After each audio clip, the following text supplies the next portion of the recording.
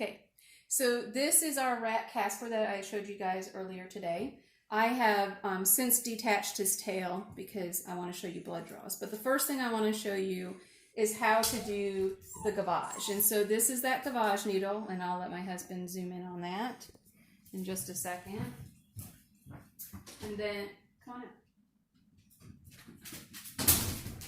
What we would do is we would fill this syringe with water, and we would attach it, well, not water or whatever we were going to gavage, attach it in.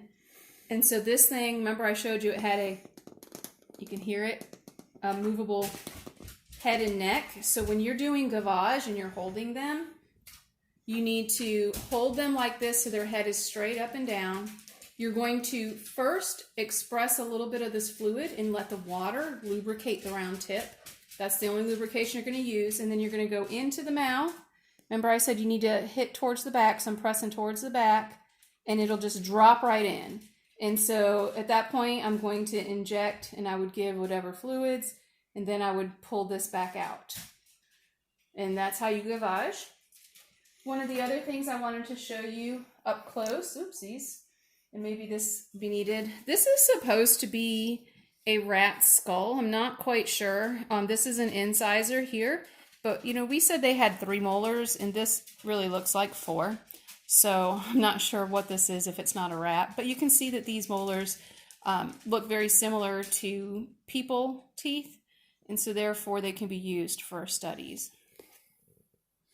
All right, and so the last thing I'm going to show you in this video is how to actually perform a blood draw. And so I'm going to show you where to see the vein. And like I told you, this tail is very real looking.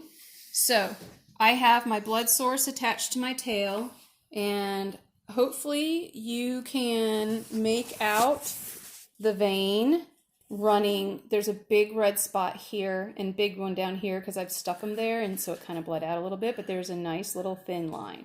So the way you're going to hold this, let me get my syringe ready. So I did have insulin syringes, thank goodness. So I've got to pull that back. These are really tiny needles, so it's really good because we don't have to go very deep, and we don't want to collapse these small veins. So if this was in my rat hooked to his little tail, my rat's going to be under anesthesia, and I'm going to clamp off with my 2 fingers like this. I'm my own tourniquet. And then I'm going to hold down here and stretch so it's nice and straight. You don't want it to be bunched. So I'm pulling down a little bit. I'm nice and straight.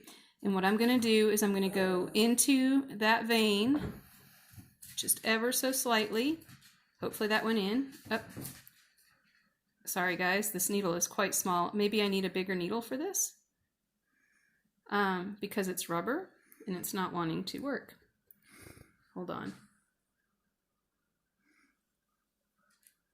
Okay, I'm going to go up higher just because there's more blood there, and I'm hoping I will go in. Well, anyway, the point of the matter is, in the real world, we would not have all this negative pressure, and we'd be able to get blood. So I'm going to try down here now, and then I'm just going to give up because obviously I'm not going to get into this vein, and I don't want to put too many holes in it.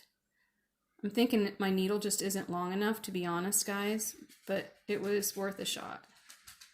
Anywho, so that's how you would do it. You go into the vein. You guys will struggle just as bad, and I'm sorry I didn't get blood, but you've got the point there.